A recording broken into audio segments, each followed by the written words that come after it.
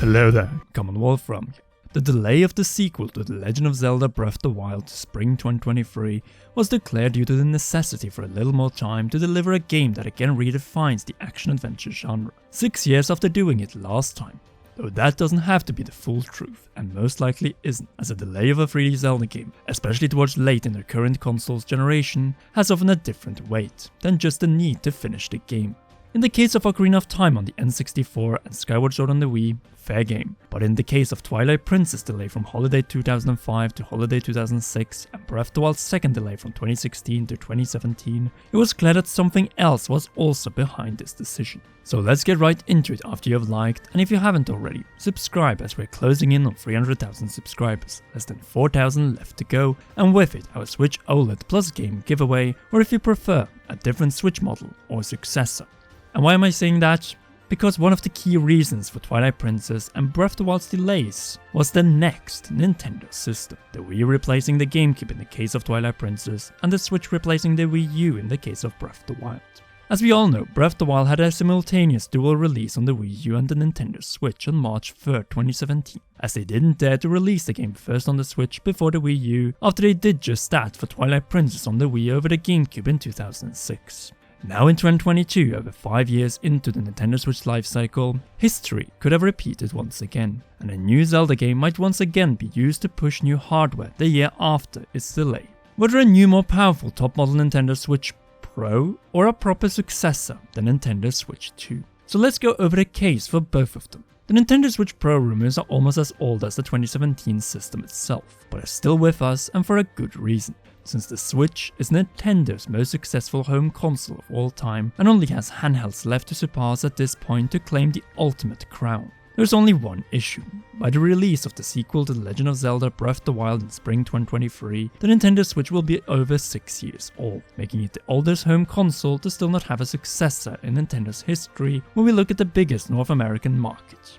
The NES did not have a successor on the market for 5 years, the same went for the SNES, N64 and GameCube. The immensely successful Wii was the first home console to get 6 full years from 2006 to 2012, before we ended on a little over 4 years with the Wii U since it was a massive commercial failure. Even so, that is only half of the story for the Nintendo Switch, since Nintendo's handhelds sometimes have a little longer life cycle than the home consoles. The Game Boy lasted for 9 years, Color was the top dog for only 3 years, but was mostly an extension for the Game Boy. The Advance lasted also 3 years before the DS dominated for 6.5 years, while the 3DS was alone until the Switch replaced it around 6 years later. So excluding the Game Boy, we can say that Nintendo systems with a handheld or home console at most last 6 years and a few months before the successor of it is released.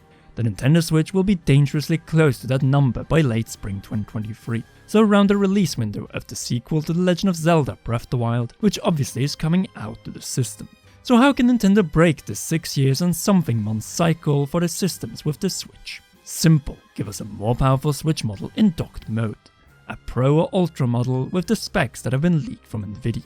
The cheat code, DLSS upscaling technology when docked to enhance the frame rate and upscale the resolution of games like the sequel to The Legend of Zelda Breath of the Wild. Which definitely looks far more vibrant in the 2023 delay announcement footage compared even to the E3 2021 second teaser. Naturally, Age of Calamity also had a similar color balance, so that doesn't need to mean much. Still, you can't get away from the fact that in order to avoid more frame rate and lower resolution issues in a game of this scale, you need more powerful hardware. Nintendo could thus in this situation go the traditional route, a full-on successor. That is to say, new system with a new title, or simply Nintendo Switch 2 with a new type of cartridge which cannot be played on Nintendo Switch. Think PS5 discs that cannot be played on the PS4. This would effectively mean the end for the Nintendo Switch in 2023 or 2024, which makes sense as 7 years without any docked upgrades is no doubt the limit and means that the time for a successor is here by early 2024. And naturally, going for a successor in spring 2023 has its benefits since it will dual launch with the latest The Legend of Zelda game, which is the recipe for success as proven by the launch of the Wii in 2006 and the Switch in 2017. With the by far best looking version of the game with stronger hardware and DLSS added on top of that. And even more to incentivize all Nintendo Switch owners to jump right away to the next generation Nintendo console. and with more to come in its best state later on in 2023 and 2024, such as Metroid Prime 4, the next 3D Mario, and more, which in the first, or maybe even first 2 years, are not exclusive to this next generation system, since Nintendo Switch still has a too big install base to be abandoned until at least late 2024. That would be the normal, actually kind state of matters, as on consoles, usually only the release game is available on both systems, something that the transition from GameCube to Wii and Wii U to Switch have been a clear indication of. So going for the new PS5 games also on the PS4 approach would in fact be a new strategy from Nintendo in this case, who have in the past had a notorious habit of abandoning new releases from their previous generation, just months or even days after a new system is out.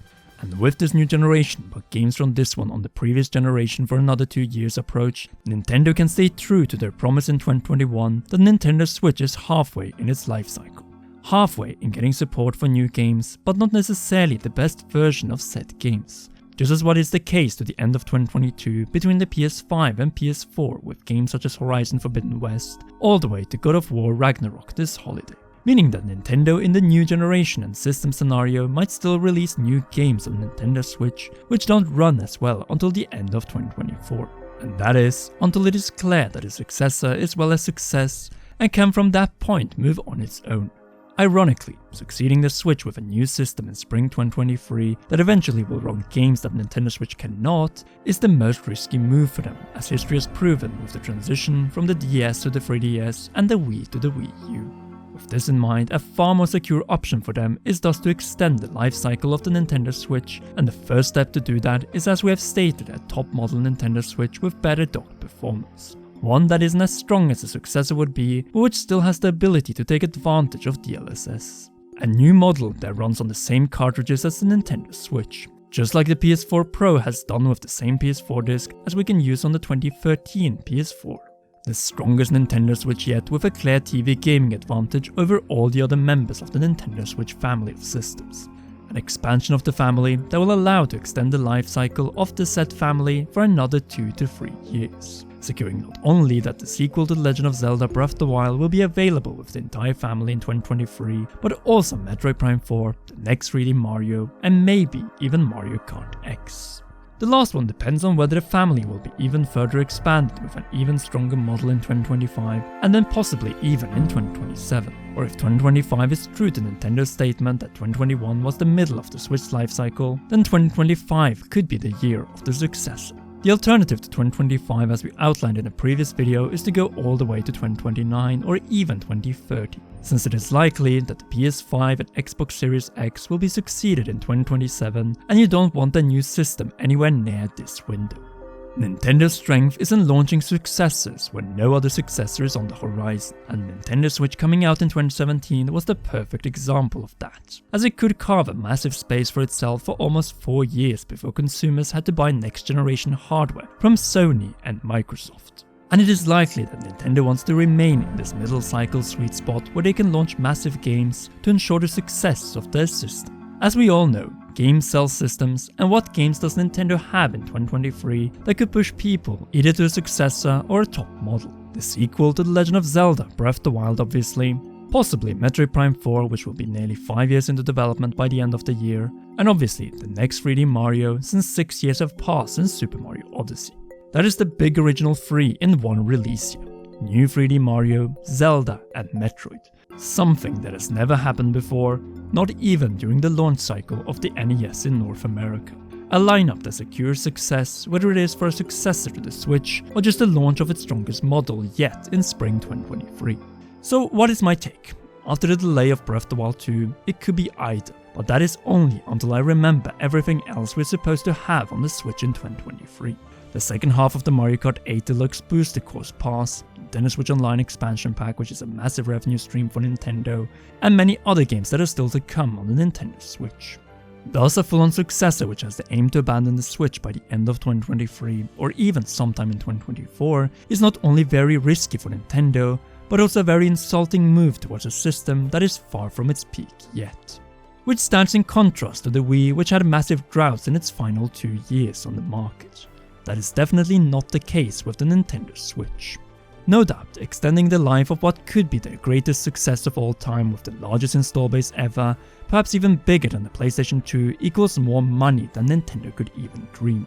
And to unlock this unimaginable level of success, they just need 2 stronger models that focus on TV performance, and boom, the Successor is not launching with Breath of the Wild's sequel, but dual launching with the open world Zelda game coming after that in say 2029. And that, ladies and gentlemen, are the reason for 2023 being the last exclusive year for Nintendo Switch. Or not, so please share your thoughts about it in the comment section down below. If you haven't already, be sure to share the video and leave a like to make it more visible, and press that subscribe button with notification bell and all notifications on to bring us past 300,000 subscribers. Less than 4,000 left to go. Well, that and our Switch OLED Plus game giveaway. Or if you win, the option to wait and secure yourself the Successor to, and if not that one, the top model Switch if it comes in spring 2023. Lastly, a big thanks to you for watching, and to all our patreon.com/CommonRoyal patrons, and in particular to role producer Charles Shash. You rock, and please enjoy one or both of these 2 awesome videos.